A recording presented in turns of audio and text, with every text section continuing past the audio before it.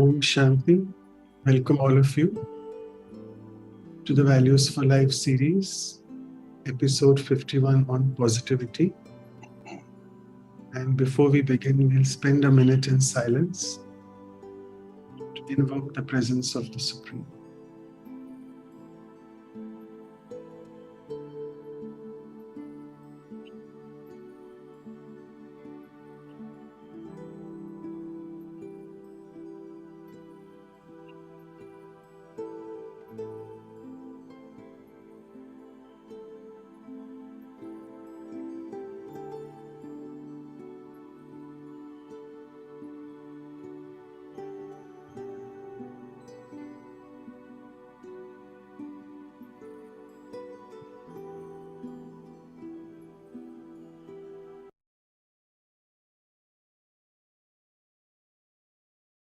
So welcome all of you, and welcome to the brand third year, I must say the brand new third year of our series. And we start with the 51st episode today, all about how to have a positivity in our thoughts. And we have with us our very dear brother, Dr. Roger Cole, who's joining all the way from Australia. So welcome, brother. Thank you. And before I pass it on to Sister Claudia to officially welcome with flowers, I would just speak a few words about brother. He's an oncologist and a palliative care physician. And he has been caring for the terminally ill patients for almost last 30 to 35 years. And he also became an associate professor of palliative care for the Illawarra region of the New South Wales between 92 and 2010, almost 8 years. And more importantly, he's been practicing Raj Yoga since almost 30 to 40 years, I guess. And also he's an author of 3 books in the spirituality and meditation genre. And all of you would be knowing the international bestseller called Mission of Love, which is a spiritual guide to living and dying peacefully. Let me just have this honor of showing it to you all because it's still freely available. And you all can please visit the Amazon and buy. It's like, I'll just go through one of the reviews told by someone that this is a very generous and genuinely sustaining book. It offers as much the story of brother's own spiritual development through many compelling stories. I'm sure we are all eager to listen to them today as well. And very importantly, though the title of the book is Dying Peacefully, don't get carried away by that word. This is not a book about dying, but it's a book about the whole rich brew of existence, of which dying is also just a part. So I'll just stop sharing. And as always, we begin our introduction with a small poem. So a poem for brother. Today, as we have with us from Australia, Dr. Roger Cole, who as a palliative care physician playing his role, has taught his patients how to heal oneself as a whole and realize that I am not this perishable body, but the eternal soul, which shall help me to decrease the burden which I am carrying as a heavy toll. Knowing my true self now, in zeal and enthusiasm I can roll, as if joy is overflowing from the happiness bowl, and I feel liberated now, being free from the stains of the black coal. So with this, let me just go further to a few lines on today's topic of positivity. And I must say it's really so relevant that today in the spiritual class morning, which we have daily at every center in the Brahma Kumaris, it was all about how to not look at each other's defects and negativities and how to become perfect and how to convert someone's wrong also into right. So I'm sure brother will throw light a lot on that in positivity today. So the few lines on the positivity are as follows. So let me resolve from now onwards not to look at anyone's defect. Let me not be disturbed with anyone's nature to cast on me any effect. Because on this life journey, I am striving hard enough myself to be perfect. So I can't afford to look at anyone's defect and be under effect. The past mistakes and negative memories I don't want to recollect. It's really been a long time that I have felt with myself the disconnect. So let me now forget all of that and with the Supreme have a quick reconnect, because with this spiritual knowledge, I am becoming wise with the divine intellect. So with this, I would request Sister Claudia to officially welcome. Over to you. Shanti, good evening from Vancouver.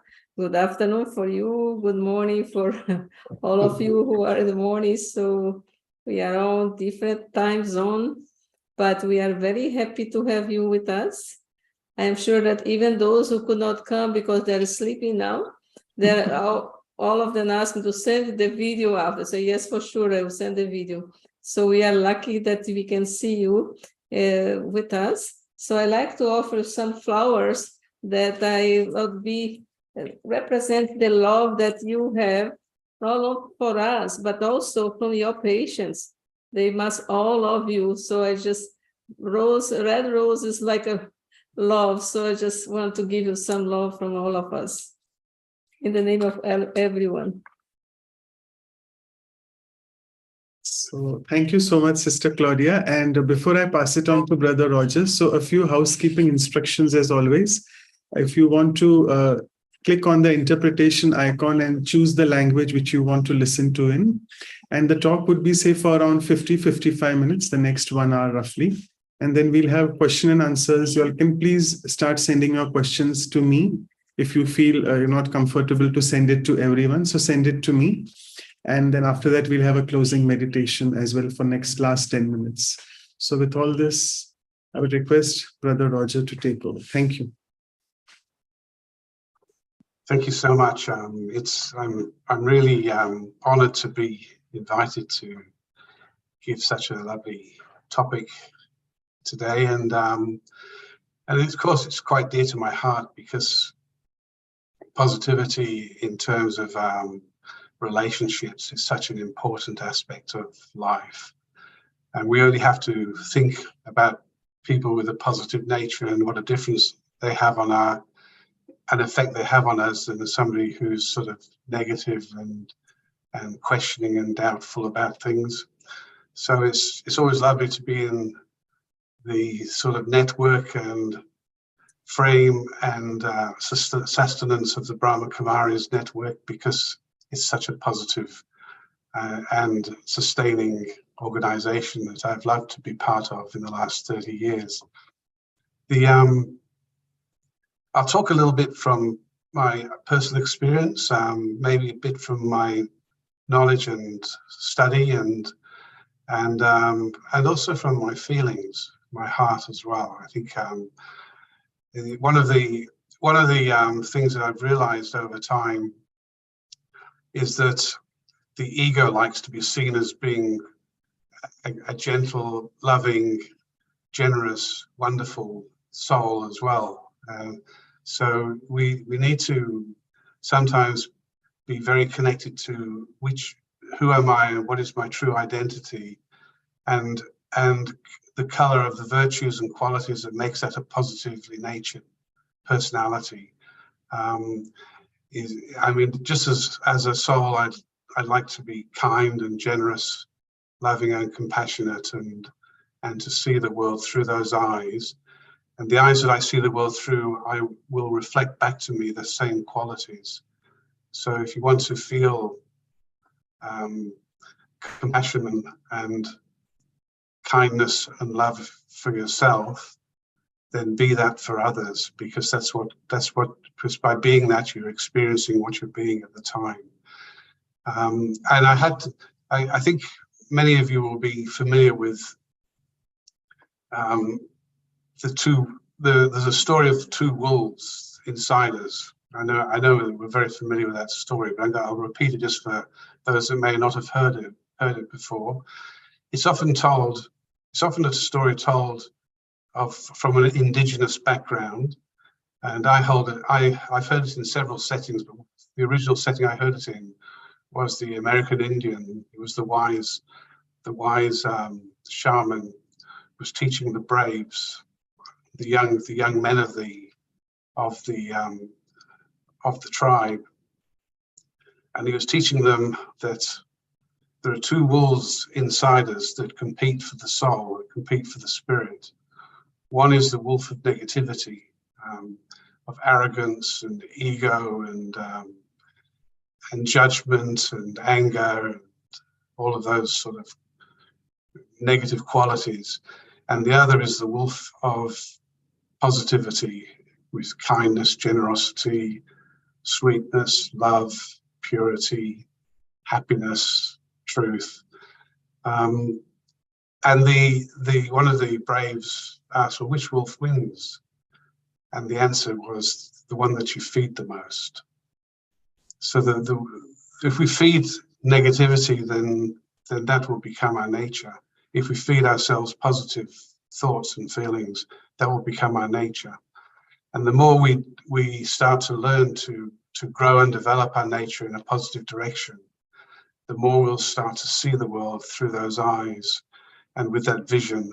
And the more we will feel the return of that positive nature.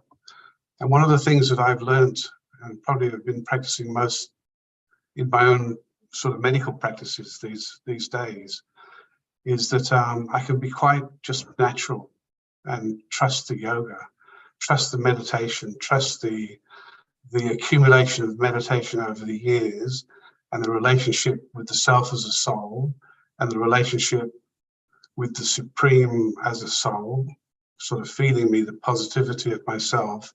Just trust that is with you all the time, and you don't have to make too much effort. If you trust it's with you, you'll carry it in a very natural way.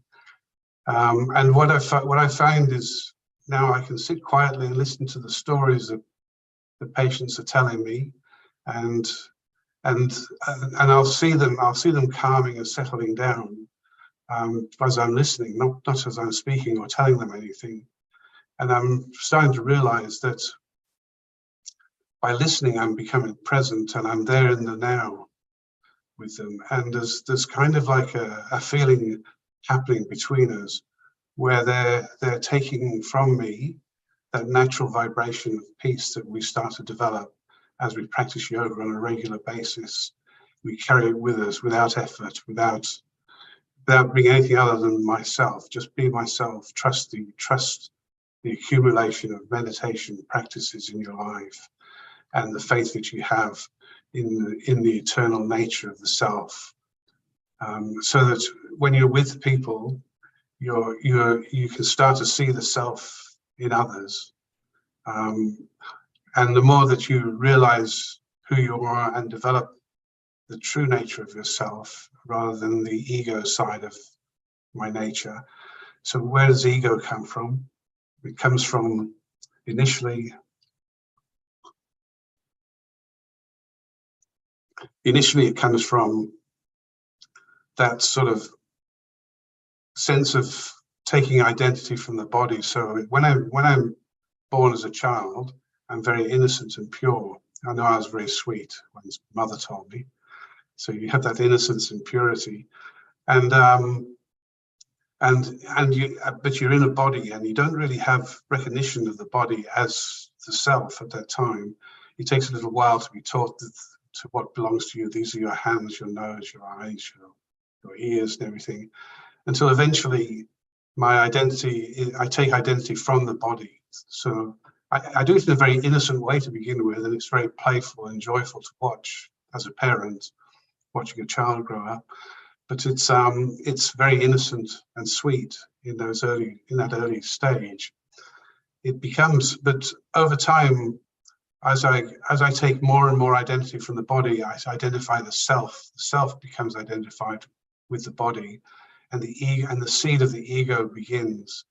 And then ego develops around the vulnerability that I have as an individual, because now I'm starting to see myself as separate from all things.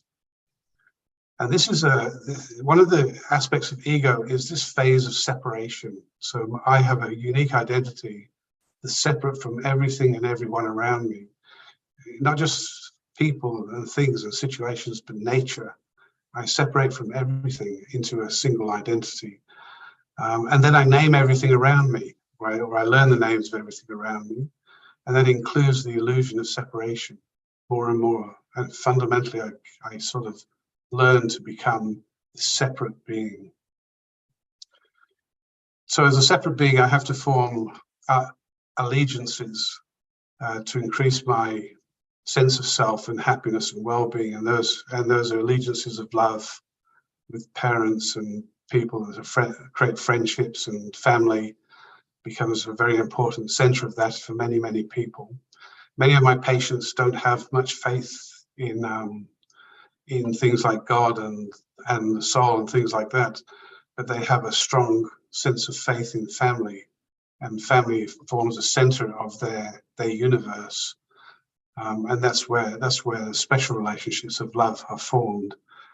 The special relationships of love that are formed are attachments created through the ego, and it's not in the love, but it's in the separation and the breaking of attachments that we experience loss, separation, sorrow, and grief, and other experiences that then make me more and more vulnerable to things like trauma in life.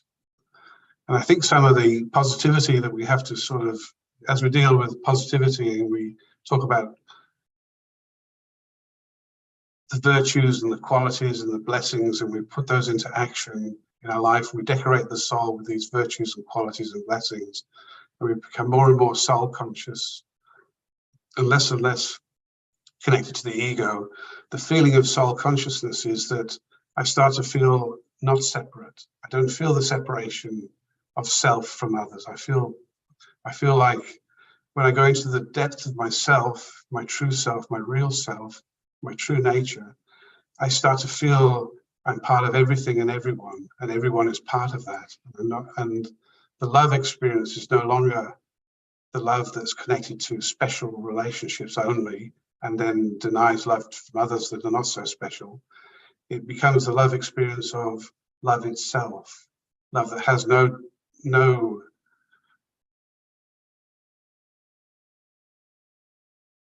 limits, nothing is, everything is inclusive in that love. And the love is not separate from peace, which is blissful and peaceful, because the peace that's in love is actually completely liberated from life itself, until you get to a place inside which is so kind of uncluttered and simple, and yet it's expansive in terms of the quality of peace. There's no kind of feeling of limits on that. It's when you start to practice this kind of yoga meditation practice, especially when you can use some higher source than the feeling of myself. If I can tap into a higher source of like a divine presence, or a God, or whatever you like to call that.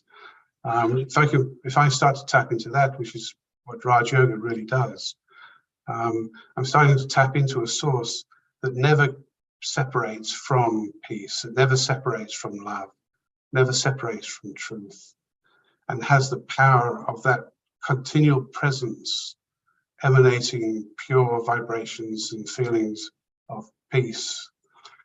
The feeling inside inside there is, if I pick that up, then it's like a shortcut to truth and reality. And in that feeling of reality is something that I would say is the most important part of the whole story, and that is myself. The self that is not limited to the body, the self that is not limited to the mind, the self that is not limited in any way, shape or form, but is part of everything. There's actually a quality of the feeling of that self, the energy that emanates from that self, connects to everything everywhere. And the idea that the trees and the plants and the animals and everything and the other people on this earth are separate from it becomes elusive. I realize that's an illusion, that we can communicate. We don't need Zoom to communicate all the way around the world and the universe. It's actually quite good because we're all in different countries listening to one another here today, which is just wonderful. And it's a great use of the internet to try to copy the universe, which is actually contains all of us together as one. When we get away from the ego, the belief that we're separate, single individual beings, when we get away from that kind of crazy thought process that took place somewhere and started to limit our ability to communicate with one another, then we had to develop empathy and compassion around special relationships with suffering. Whereas empathy and compassion is really a feeling of wholeness that we share together as one being, as one united mind, one united energy and feeling together.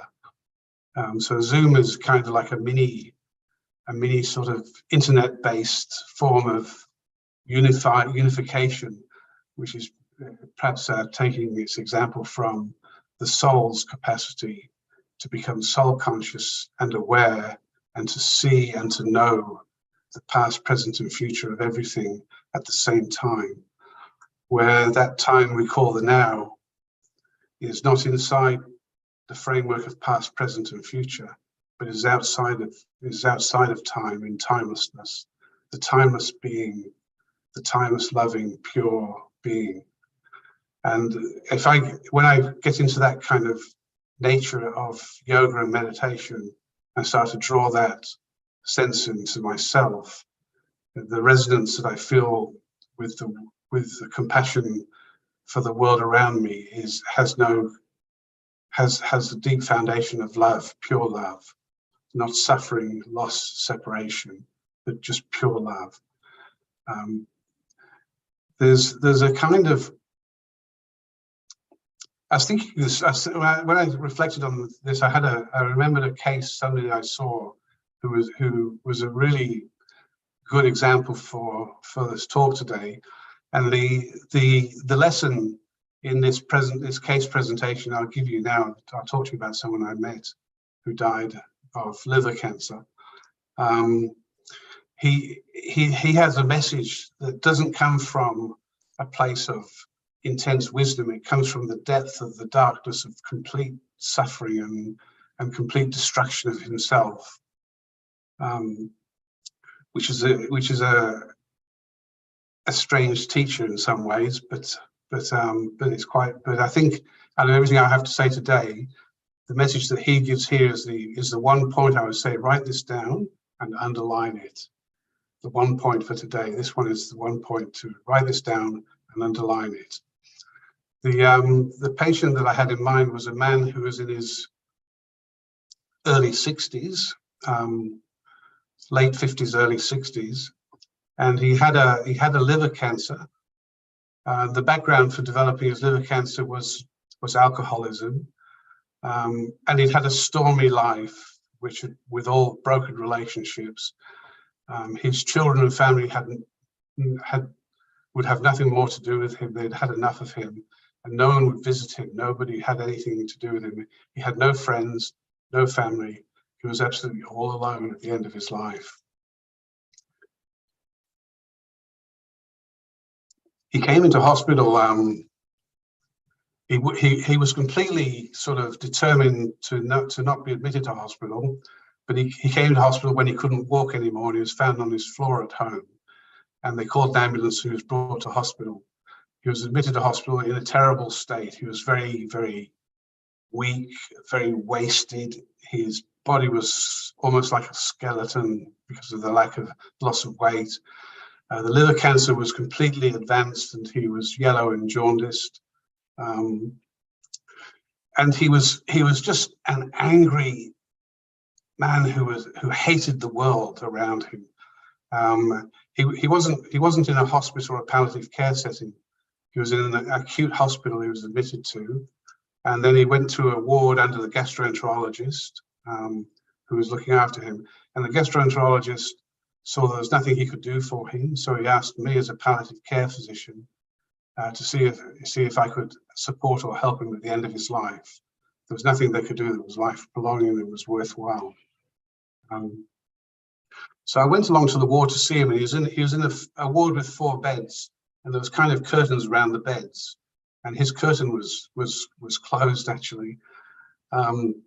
So I'd been warned that he was very angry, and he didn't want to see, and he wouldn't let the nursing staff near him.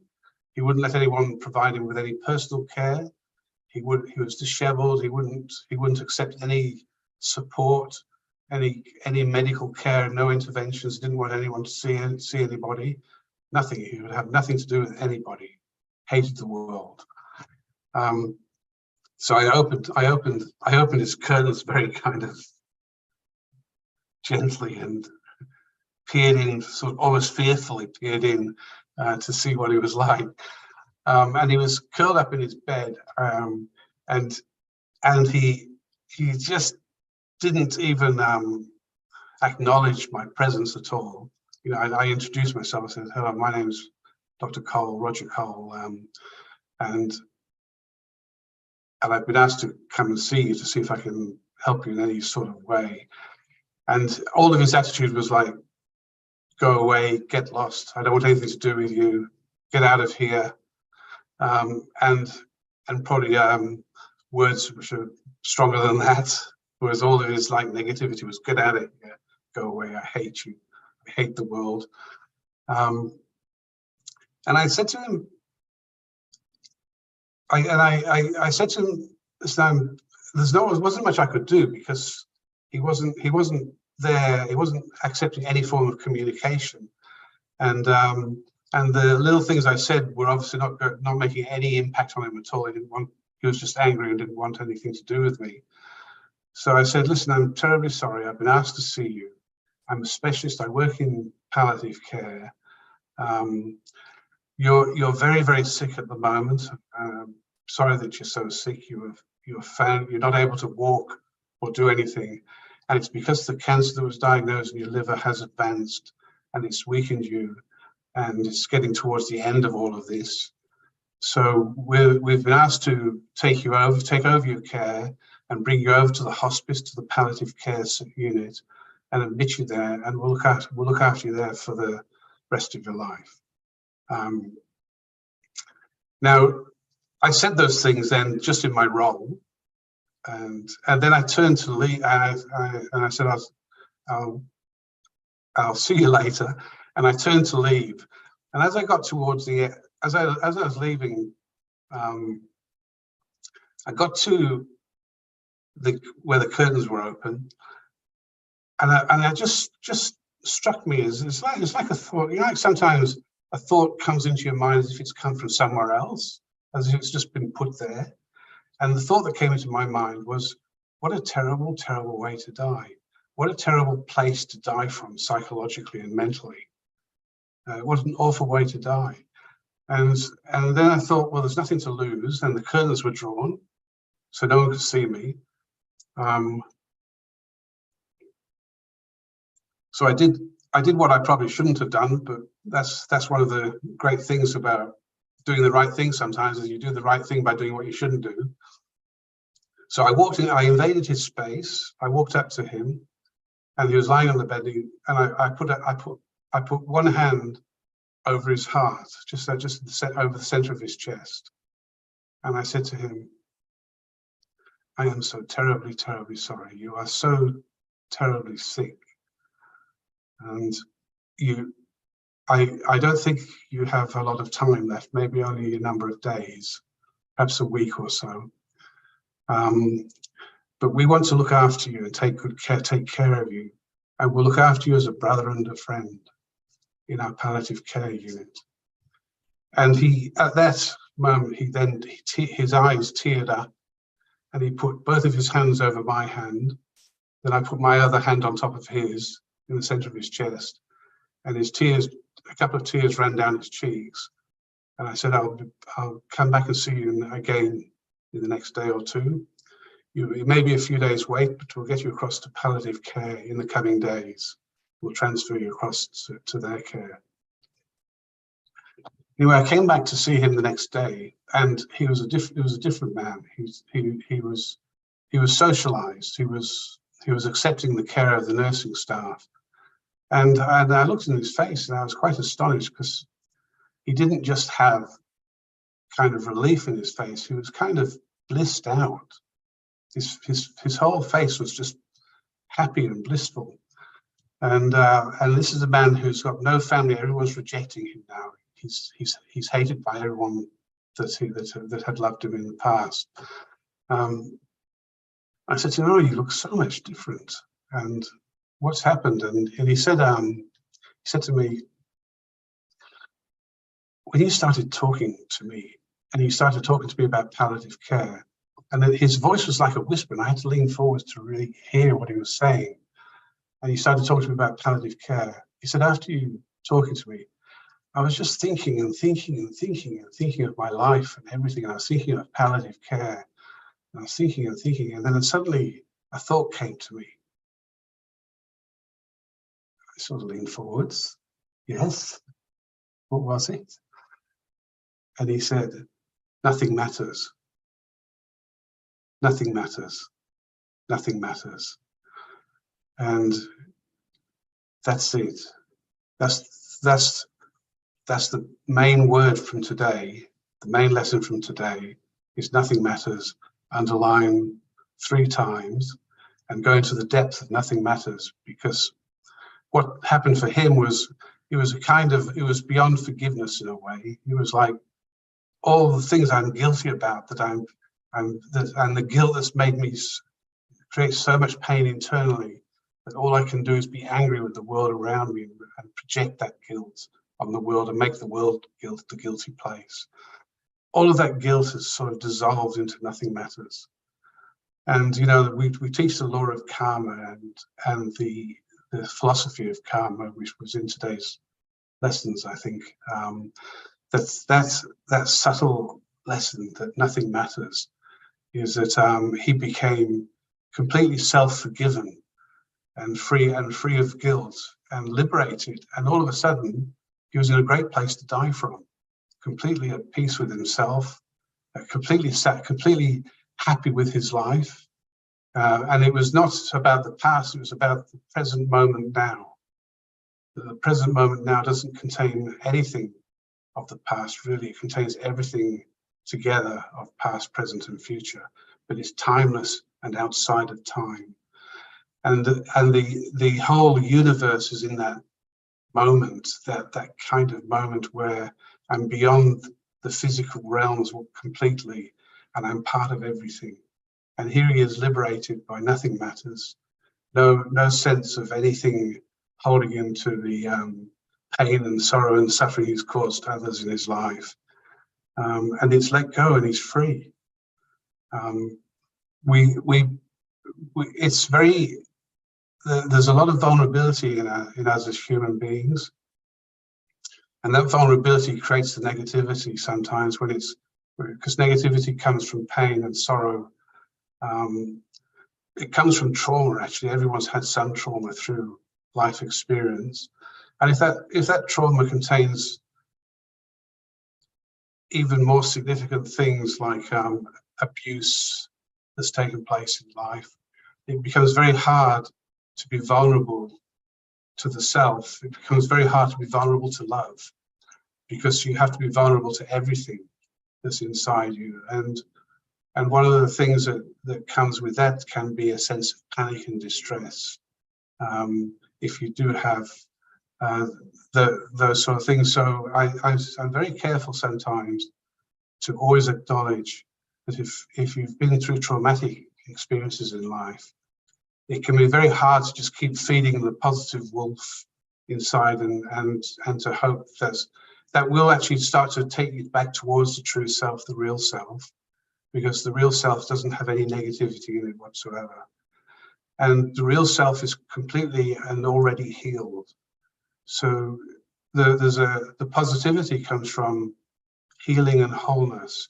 And sometimes we have to go through some of the past dark shadow experiences in life that's left impressions on our soul, impressions on our personalities, impressions on our psychology, on our psyche, of distressing experiences that actually ignite when things around us go wrong. We feel this righteous sort of anger towards something that shouldn't be like that. It shouldn't be like that.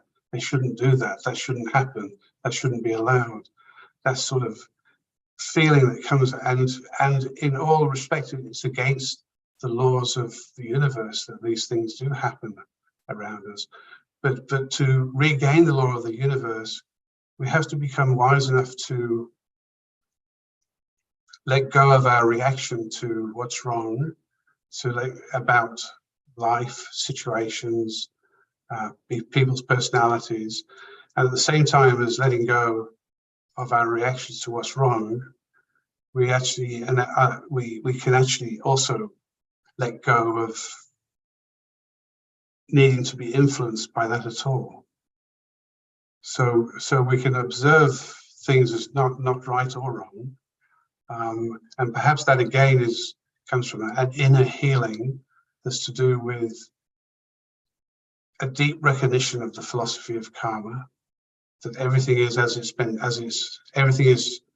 has been created by all of us together, and that I offer myself now. I'm here and I offer myself. This is something I could say. I'm here and I offer myself. Have this conversation with God. Have this conversation with the universe. I'm here and I offer myself. Please use me. And let me find the language to empathize with you. The language to empathize with you, which is sometimes the language of silence. Empathize doesn't mean to create a special relationship with someone who's suffering. It means to connect as a whole being to the wholeness within someone else. So let me connect to the wholeness of everybody through my own development of wholeness within myself. And let me do that in my relationship with the divine, such that my nature becomes more of a reflection, a mirror of the divine in everybody. So that I can I just see what's right and what's positive and what's virtuous about others, but I see the light that shines and I feel the energy that's pure within everything and everybody. And that expansion goes into the entire universe, the whole of all beings and everything that is inclusive. Let me not exclude anyone or anything from their potential to be as great as I can. I sometimes think that that's the difference. You know, sometimes when we start to take our virtues and we start to think how wonderful I am and how beautiful and brilliant and fabulous I am and what a great shining beautiful star I am and all these sort of wonderful kind of phraseology and framework of all of that. And I'm all of these things. I think the test of that is that I can see that in others. The test of that is that I'm all of these things, is that arrogance, or is this humility? I mean, I think it's humility if I'm accepting myself as God sees me, because it's not as I've created myself. So it's arrogance if it's my own creation, but if I'm taking it as God sees me, it's humility, because I'm actually saying, listen, if God's telling me that I'm a beautiful, wonderful, sweet, lovely, present personality, and that I can make a difference through being His instrument. If God's actually giving me that kind of information and I'm accepting it, then that is a humble acceptance that's based in humility, that I'm accepting what God is giving me, and I'm accepting God's kind of grace on me. And it's my ability to see that potential in others that makes it truly humble.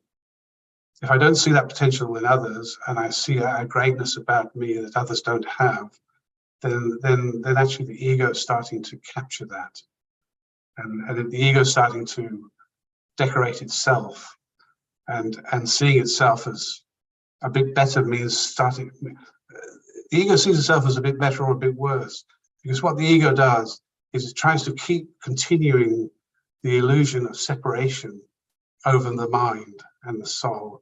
As long as it doesn't lose the illusion of separation, then you won't get the sense of unity that the soul has. And the ego keeps the mind kidnapped, if you like, and stops it from experiencing itself as a kind of much broader oneness. So positivity is it's about qualities and virtues. I was glad when I was thinking about it and trying to name negative qualities, I was actually struggling harder to find the negative qualities, remember what they were. As I was speaking, the positive ones that kind of roll off the tongue a little bit. After 30 years of Raj Yoga, the positive qualities roll off the tongue. So we do learn something as we go along. And we do slow down as we get older, so you can almost interpret me these days. Whereas when I think about 10, 15 years ago, when I was running around talking about mission of love, after the book was published, sorry, no one could interpret me at all, because I was talking too fast. And I went from one topic to another, and by the end of it, like, the people who were doing the interpreting were like, had headaches, and didn't take Panadol, and they needed resus really by the time I finished with them. But anyway, it's lovely to be able to talk about this topic, and I'd be happy to stop for a moment and take some questions. Okay, so thank you so much. You have actually, Brother Roger, time for 10 more minutes, but that's fine. We can take it before as well. So I really like I'll probably this, take 10 minutes to answer the first question, so don't worry. Okay. Even that's fine, yeah, no problem. And then from today onwards, we are having a slight difference. So our seniors will also take a few questions in the end. So both Dr. Mehta and Claudia's sister also will be asking you something on positivity. I really quite like this concept of ego, the illusion of separation, as you are saying, that it keeps your mind trapped, the ego. It doesn't allow you to go. I really love that. And it was all about how the ego is a big barrier to develop positivity. So a question is in front of me right now in the chat box as well, that there is so much of negative going outside in the world, the war, the inflation, the energy crisis, everything. I mean, you can put everything is so negative. So how can I really be positive amidst all this happening so negative outside? So you can take 10 minutes. Negativity, all negativity, it's all an illusion. None of it is real. And everything that is negative comes from the ego. And the ego is pretend self that's taken over the sense of who I really am. And because the ego itself is not who I am, it cannot see a world that reflects who I am at all. And ego's world is the world you see outside. It's like a living hell at the moment.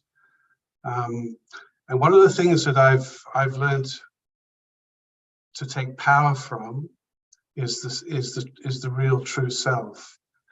And one of the things I've taught myself not to do is not to lose myself to the negativity that's around me.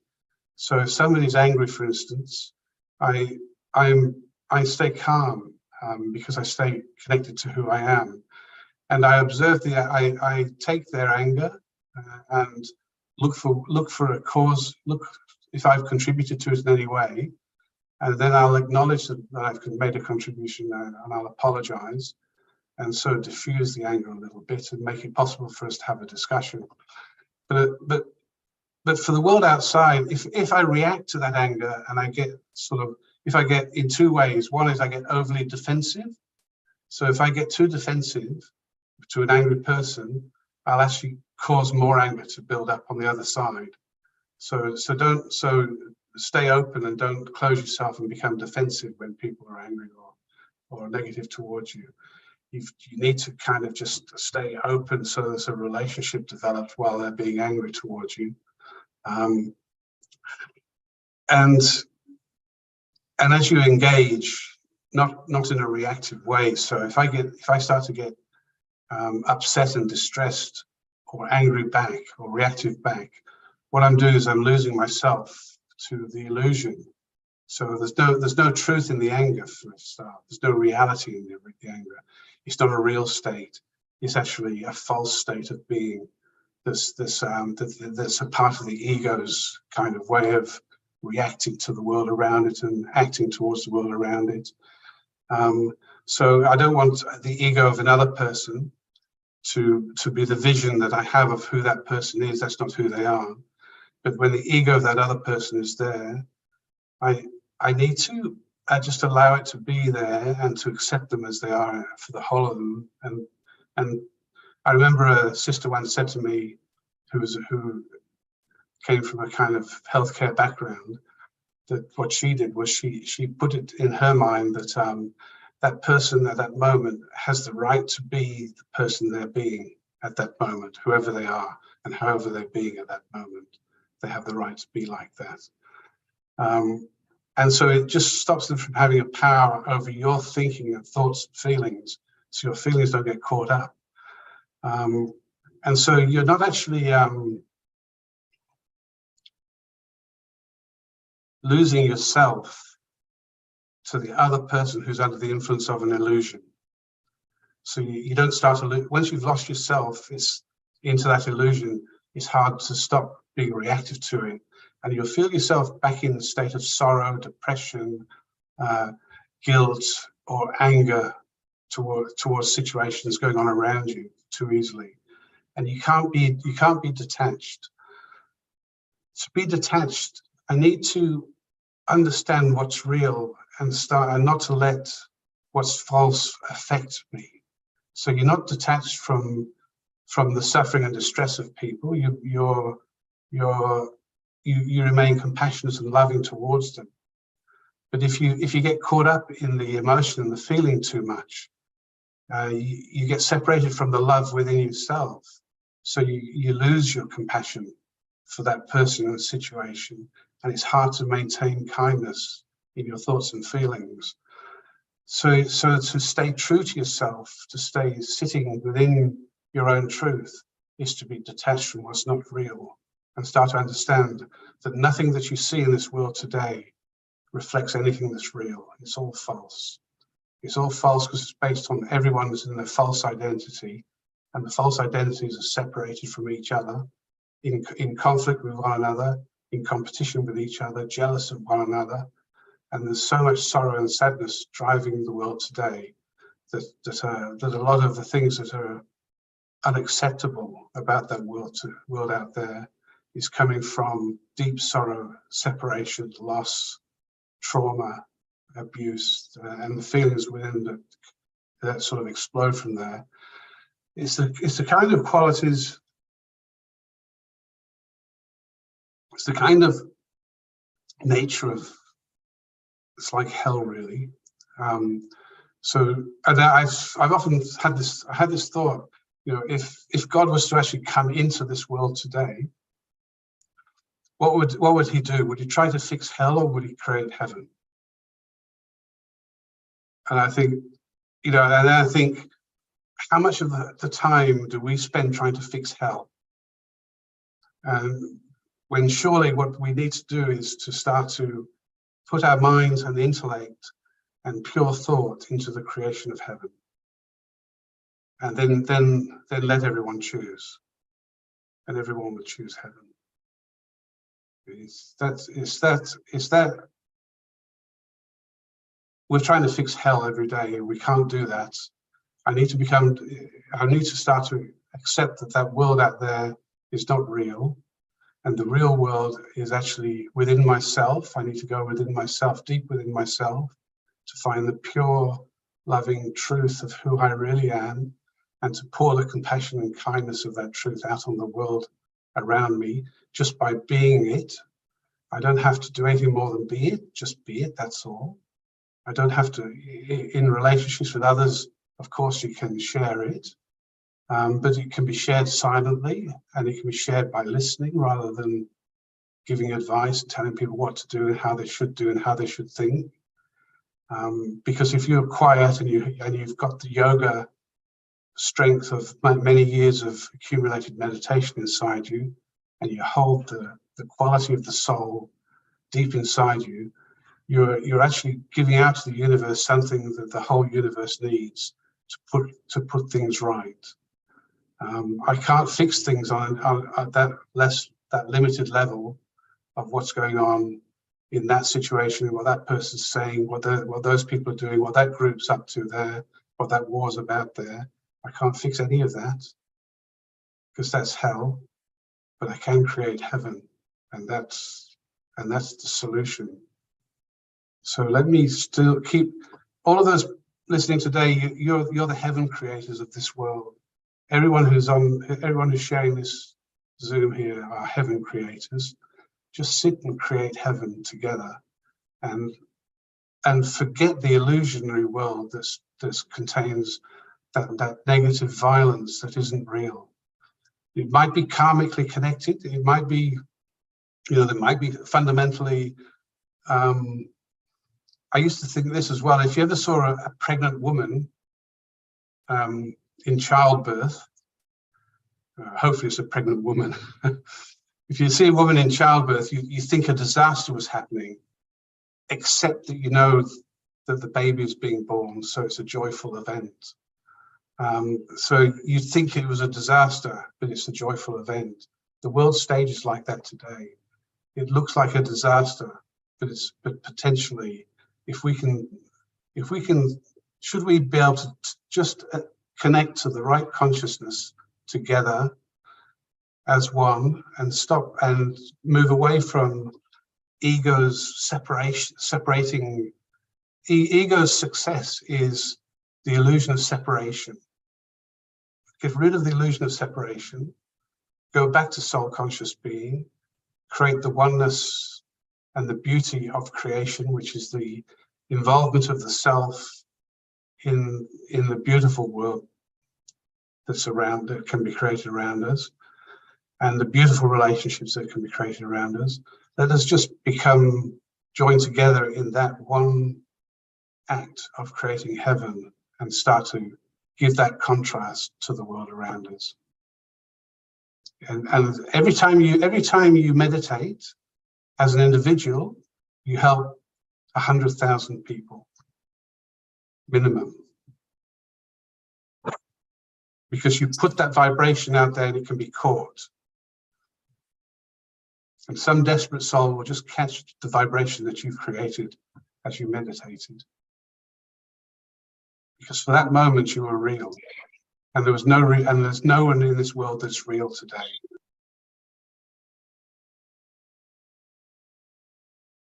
Right. So amazing. We should be more solution oriented rather than problem oriented. And it's a beautiful corollary which you gave the pregnant lady.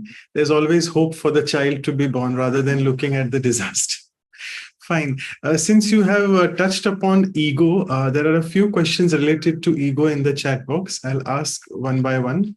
And they're interesting questions. The first one is, what is the actual definition of ego? Because other people say, I have a lot of ego, but I find nothing wrong in myself. So can you please tell me what is the definition of ego? That's what the sister is asking. It's in the English language, ego is 3 letters, EGO, and there's an acronym, edging God out.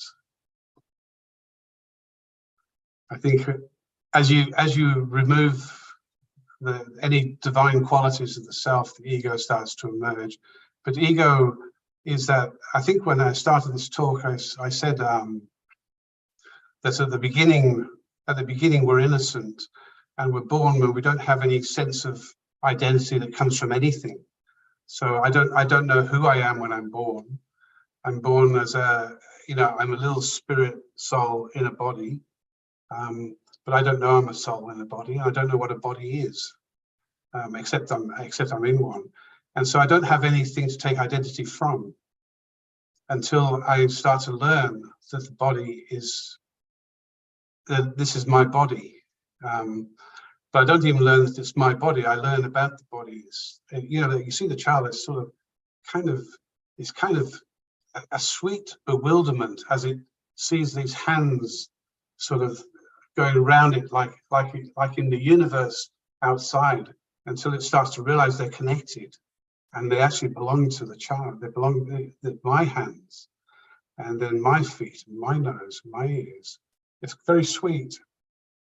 But the body consciousness starts to develop. I don't yet take my identity from the body, but I'm learning about the body. And then as I grow a bit older, I start to relate to my name, which is being repeated to me all the time, very lovingly.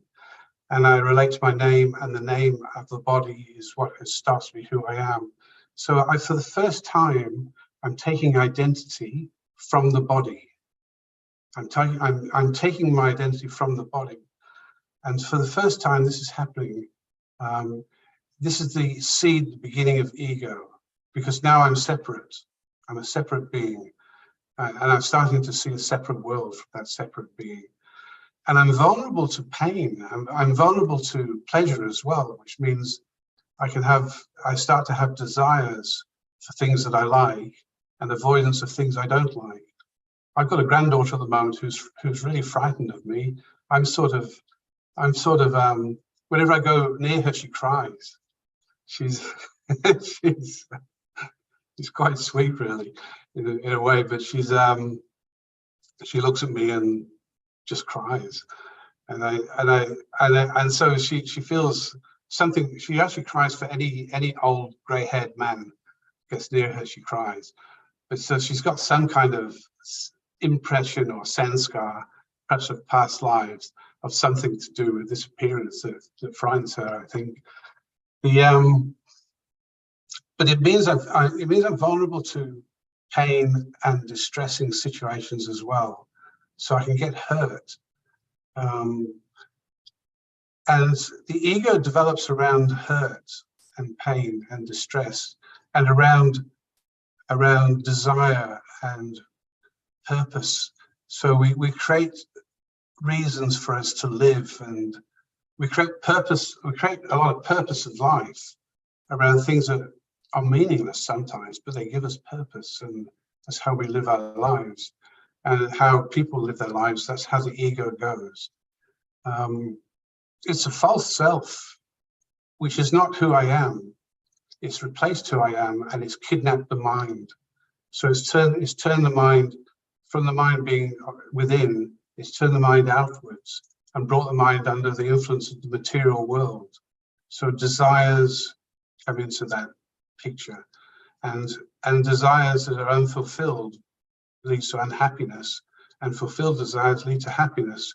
So we've started to limit happiness to whether we get what we want or not. whereas happiness is actually a blissful, pure, totally engaged feeling of oneness with all things, and it's connected to the divine in everything. So the ego limits everything. It limits my sense of self. It's not who I am, but it gives me a feeling of who I am. So it's yours. The ego is the sense of who you are, except it's not who you are. So through the ego, you still feel like you're yourself, but but actually you cannot see what's real, and you cannot feel what's real, and you cannot teach what's real. You cannot be what's real. So you can't be present to anything or anyone, and your compassion is never going to be a deep, pure feeling for all, and the hope that all will be in heaven together. But it's more like your compassion will be limited to a special relationship with someone. So ego will form special relationships of love, of hate. It will form these special relationships with things. We keep everything separated. That's a bit of a long story of ego. Oh, no, that's fantastic. So if we can sum up, ego is identifying with the wrong identity of the self. That's what amazing description. Another question about ego in psychology. There are many aspects related to what is called ego defense mechanisms. I think you covered a little bit about anger. So do you want to tell us a few more ego defense mechanisms which we should be working on so that we can always remain positive? Can you just give me 1 second while I get a glass of water? I'm empty.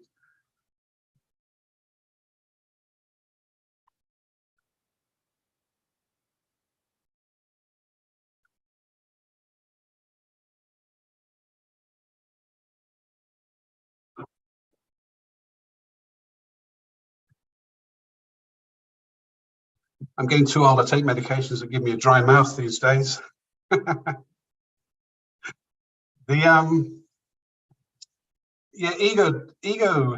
Ego doesn't have any defense mechanisms. It just attacks. Everything that's a defense, everything within the ego that is a defense mechanism is a form of veiled attack on someone. So the ego is attacking all the time. The greatest attack the ego has is the attack on the people closest to us, because what the ego does, it creates attachments. In place of love, it creates attachment. And so instead of love, attachment draws expectations of behavior from others that are closest to us. So I love you, you love me. My love for you is unconditional, except that I expect you to love me back. So there's even that subtle expectation is on love. And so the ego is always drawing something from someone.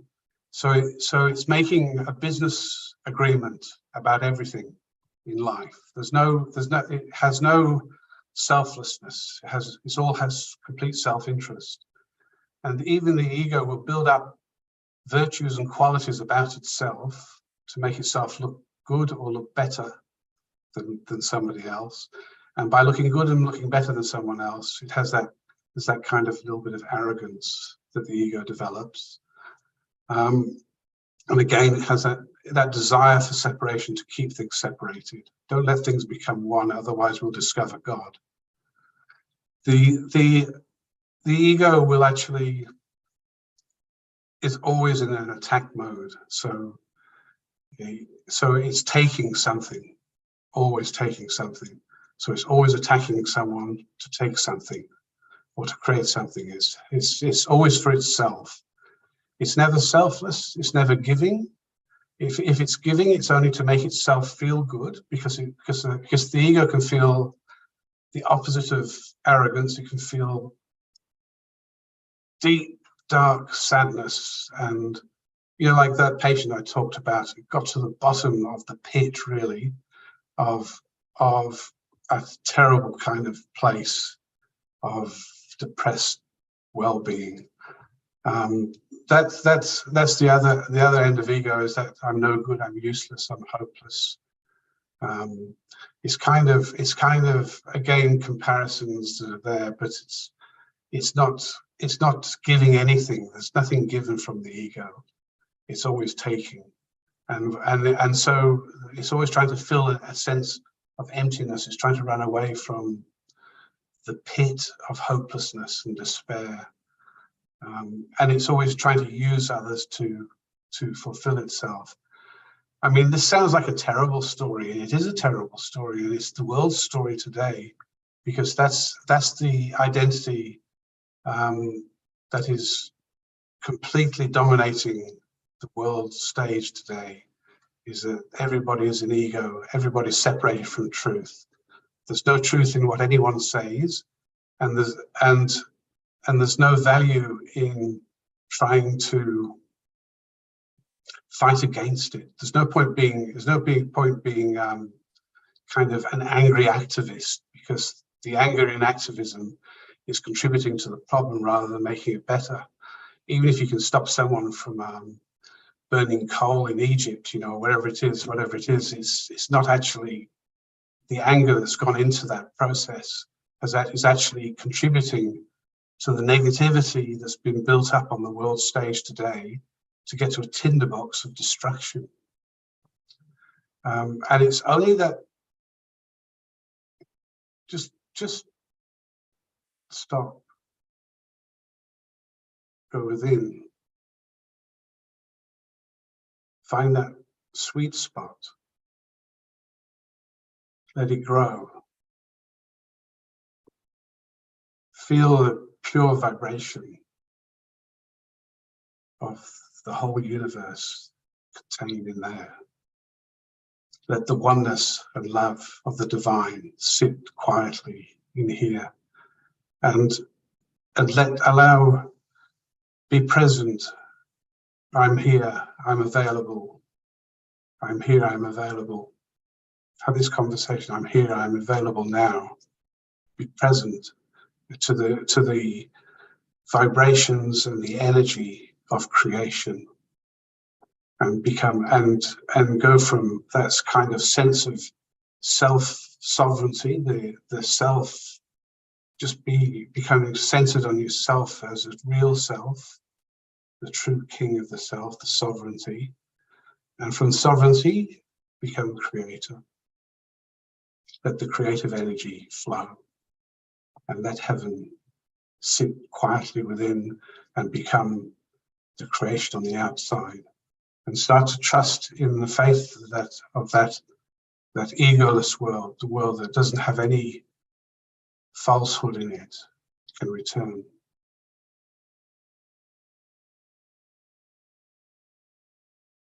Right.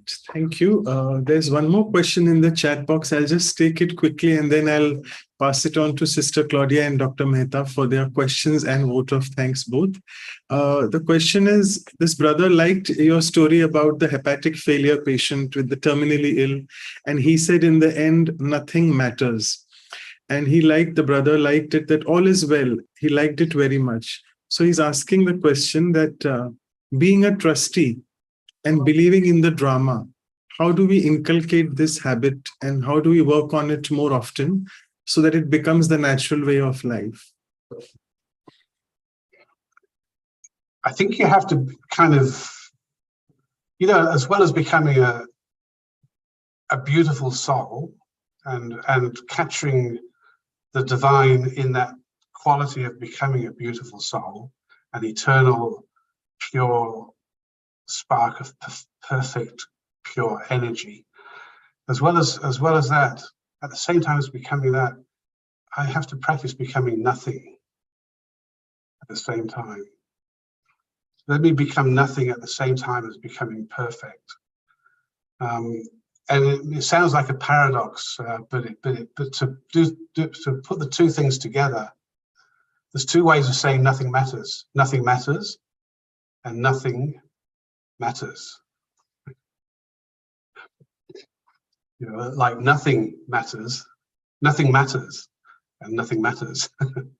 I'm sounding very Indian now all of a sudden, but nothing matters, you know. But then nothing matters. It does matter. Nothing does matter. Nothing matters. You can go into the depth of nothing matters just by thinking about it a bit. But absorb yourself into that beautiful, divine, pure perfection that we're offered in yoga with God. At the same time, become nothing to the ego. Become nothing in the ego and everything in the spirit.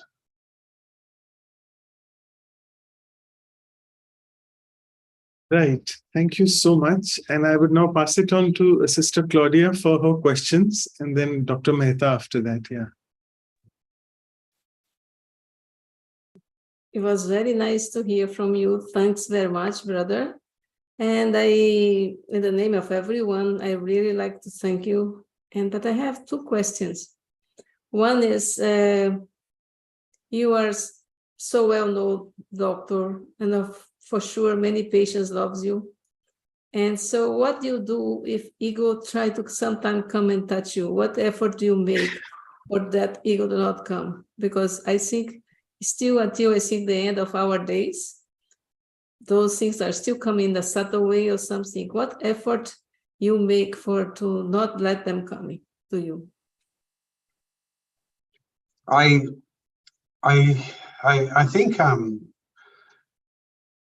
think I try to stay true to myself, and in staying true to myself, I'm being detached from everything. So I make sure I don't get influenced too much by people praising me.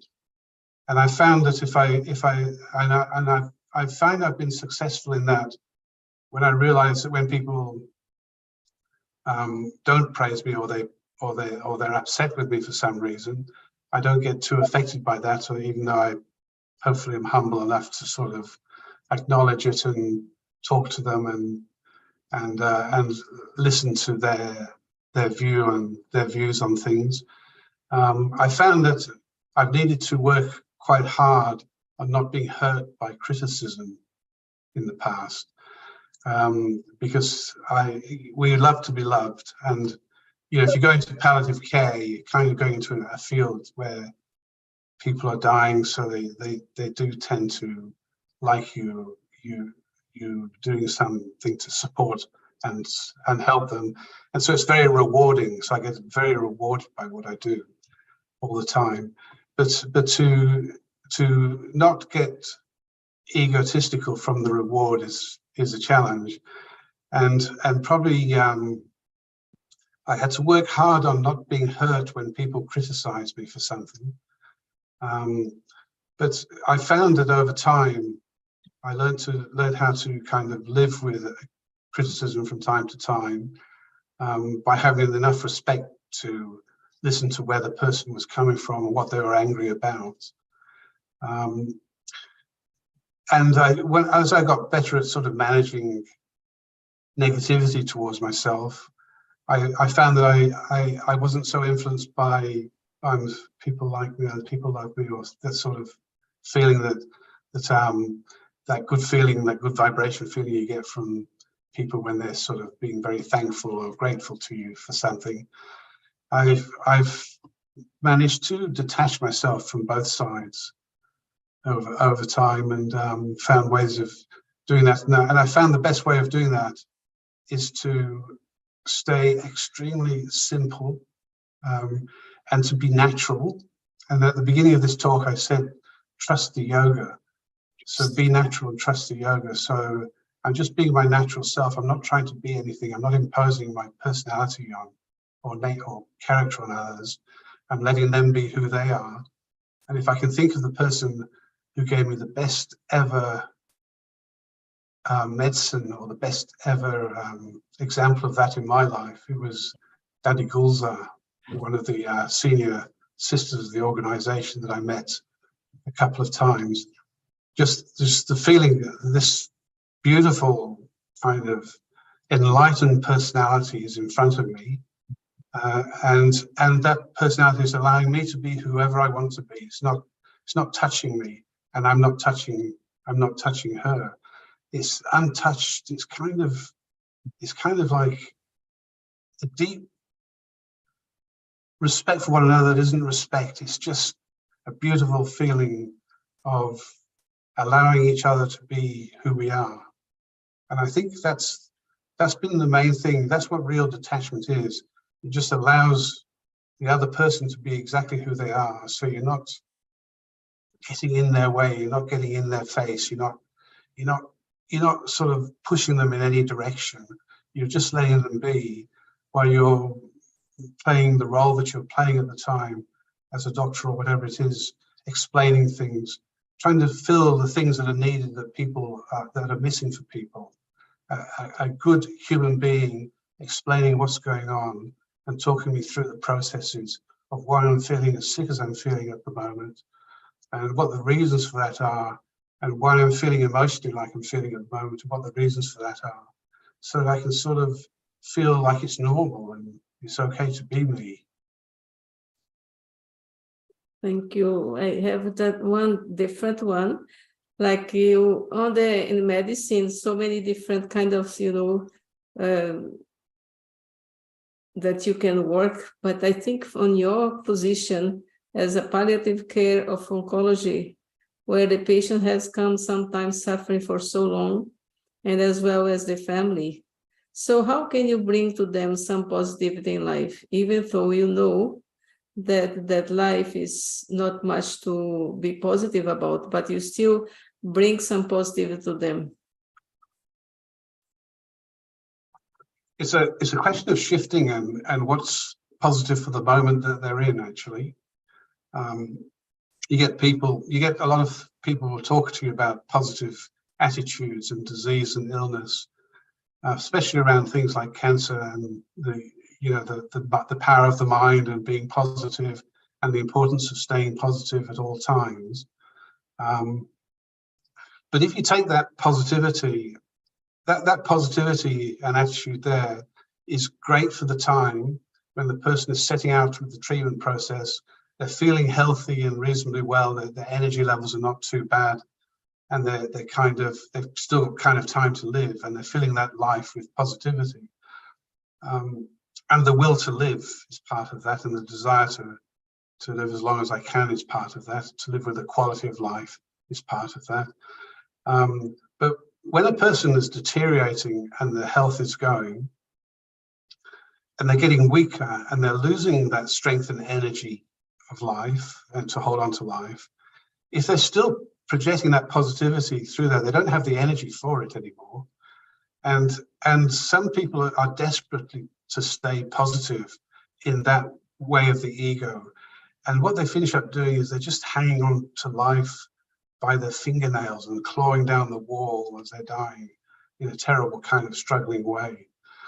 Whereas the positivity for those people is to face and turn to what's going on, to be, and if I'm as a good doctor at that point, I might be helping them with the transition from fighting the disease to accepting it, to accepting the new stage where things are going and how things are turning, and then the person will start to acknowledge and accept that. They might battle against it a bit, but they'll start to accept it a bit more, and they'll find as they accept it, the more they accept it, the more peaceful they become, and the more calm they become, and the more relaxed they become, and what's happening in that state of acceptance is I'm disempowering death.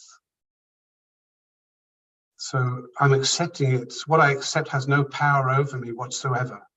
If I accept something completely from the heart and soul, it cannot have any power over me. So I disempower death and dying. It doesn't have any power or strength over me, and I'm at peace with it. And so the positivity now is to do with a change of attitude and a reversal, if you like, of battling against to going with the flow. And you can as a doctor help and assist that process with your honesty and communication about what's going on, especially if you show concern for the person. I had a patient recently whose wife told me that he thought he was only 46 when he died, but he thought I had a terribly difficult job. He said to talk to him about his death and his dying and about the progression of his disease. He'd been desperate to live for his family and everything, but he thought I had a terribly difficult job to talk to him about death and dying and what was really going on at that stage. But he said to her that but I did it with so much compassion that all he felt afterwards was peaceful, and he felt quite calm and quite happy to face everything. And it's you're with the person that you're talking to. You're not sort of like separating yourself off, buttoning up the white coat and separating yourself off from that person, telling them, you know, you've got 3 weeks to live and then you're gone, no questions. But you're there with them, and you're going to live this with them for the next 15 minutes while you talk to them about the disease, the illness, and where things are going, and why things are the way they are, and how things look like in terms of prognosis, without overwhelming them with negativity. It's possible to do that, and sometimes it's by just showing the person there's still a bit of time. They're still living. They're not dying right now. You know, let's see how you are over the next. Let's go a couple of months at a time at the moment and see how you go. And if things change, if you're just like you are in a month or two's time, then go another couple of months and see how you are over that time. When things change, we'll have a look again at how things are looking in terms of the prognosis. That way, it softens the situation a little bit, and it gives people a sense they still have a future.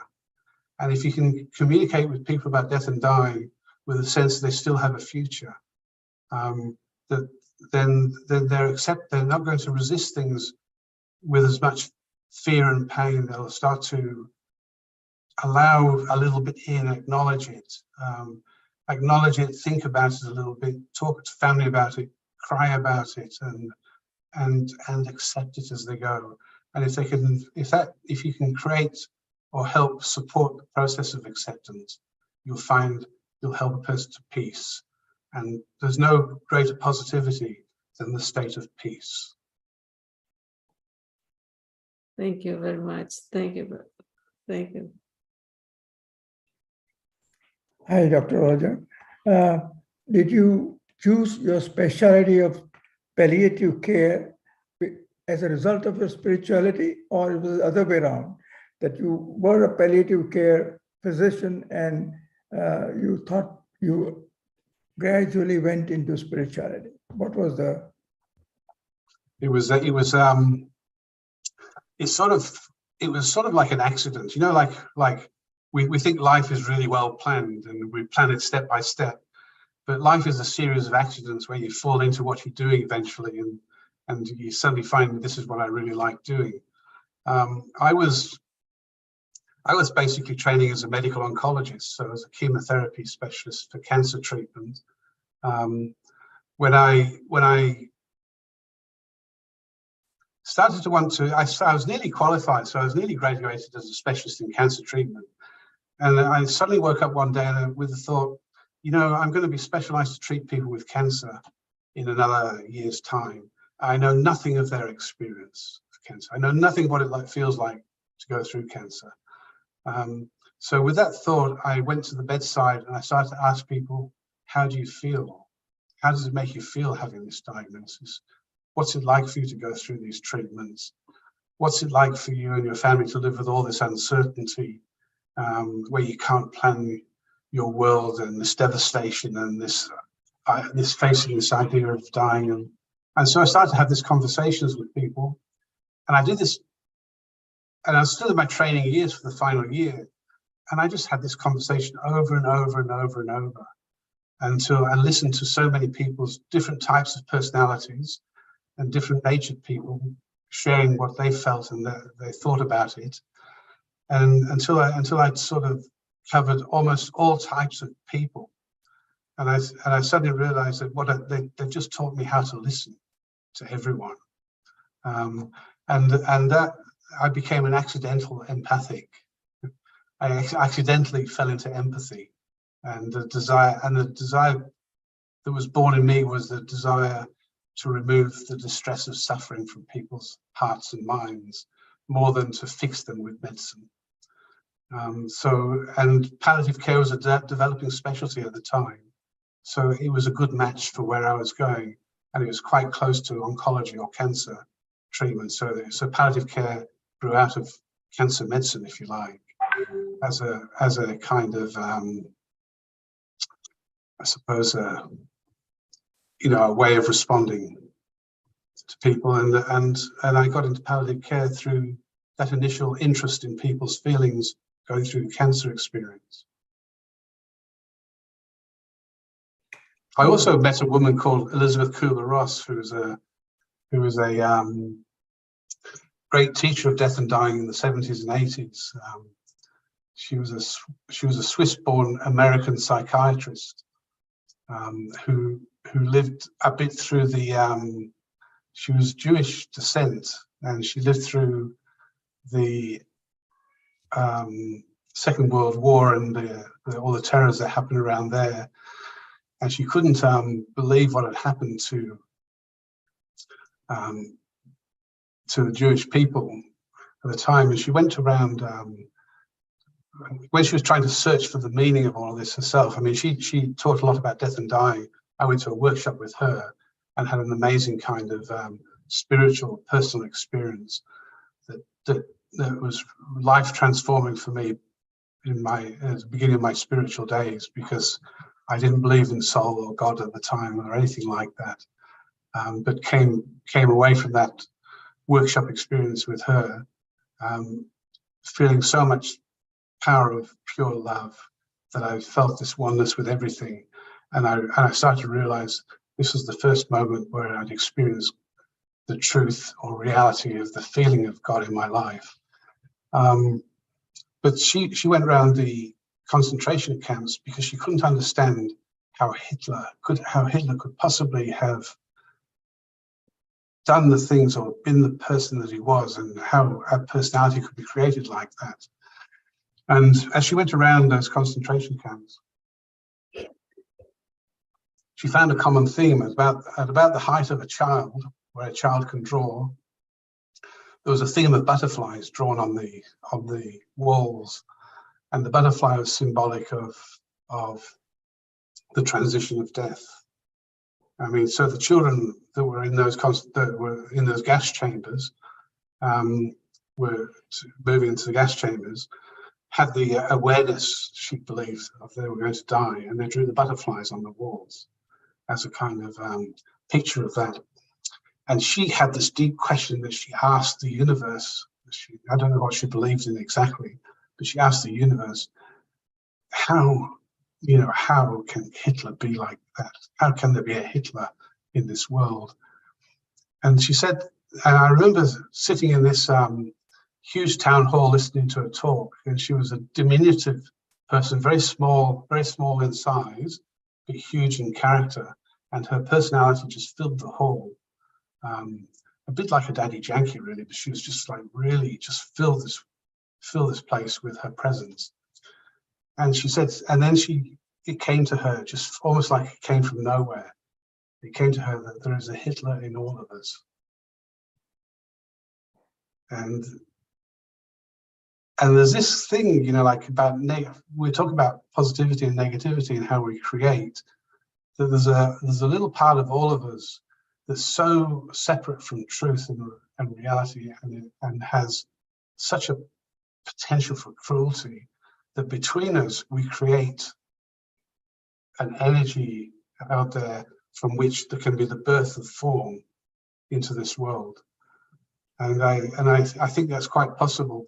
What she saw was that we all contribute to the negative beings that are in front of us, and those cruel beings that create evil in this world.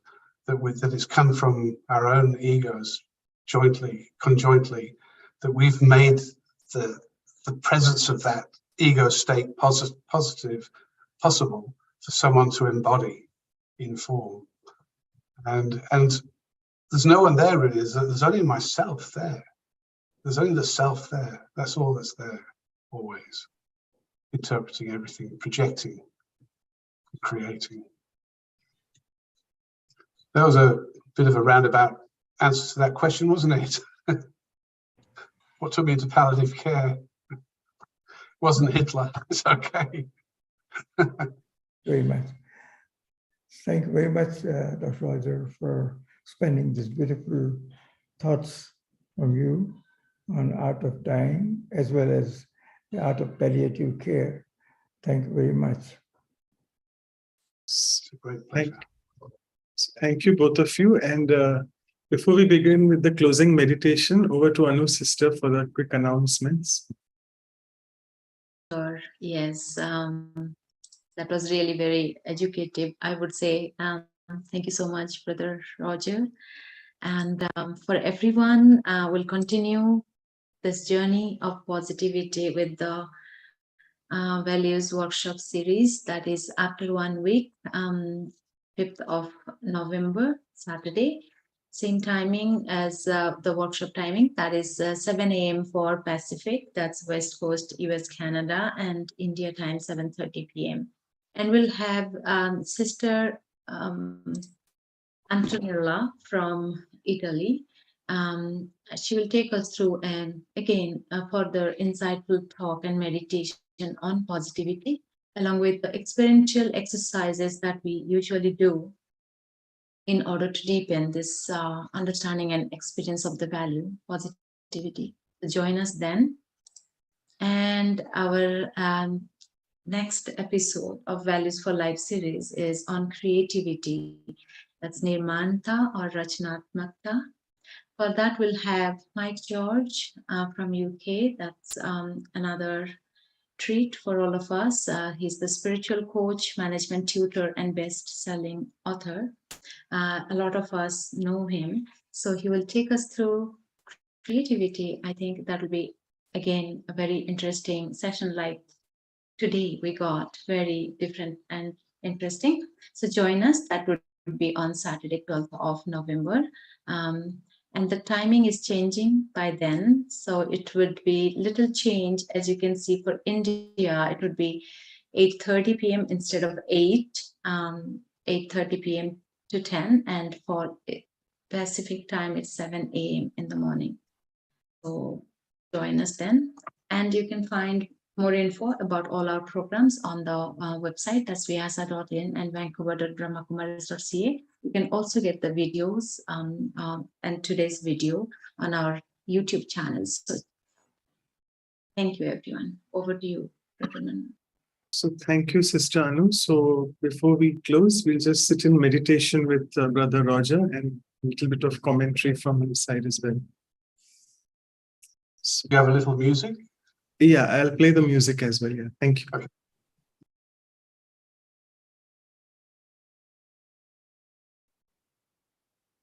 So for just a few minutes, sit quietly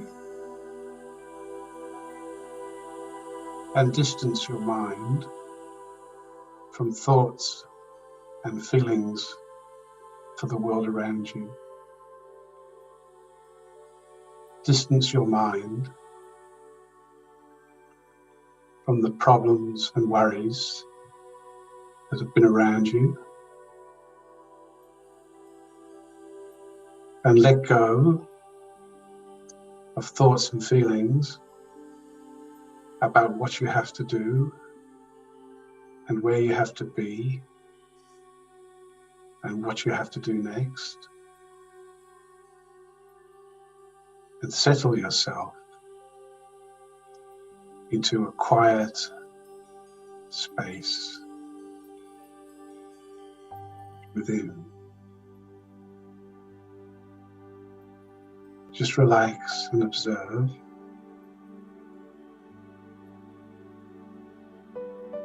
The feeling of being deep within.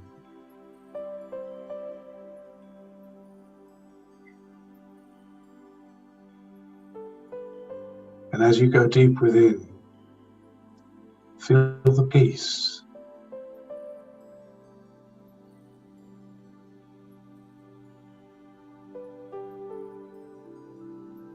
That flows and seems to take up the space all around you, outwards and upwards and around you. Peace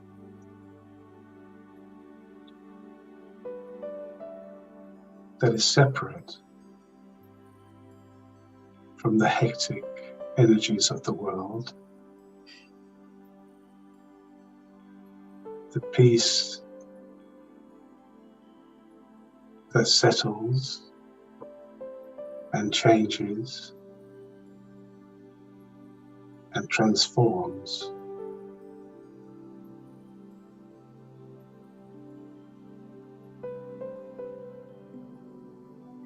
And absorb yourself in this peace,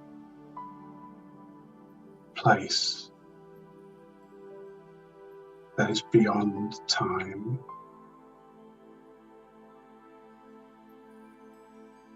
the now that is outside of time and space, the timeless being of soul, the pure, loving energy for all beings, for the whole of nature,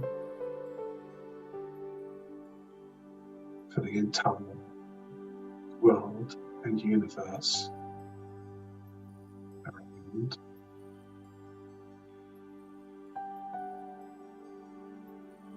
And I speak to the divine.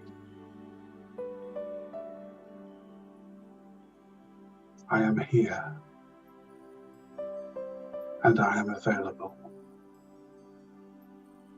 I am here and I am available.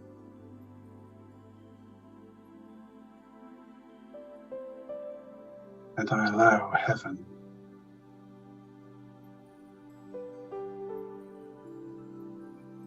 to become. I let go of myself, and I am nothing, and I let the divine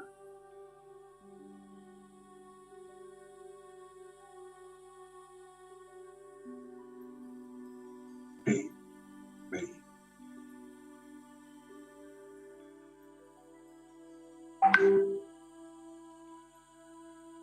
Om Shanti.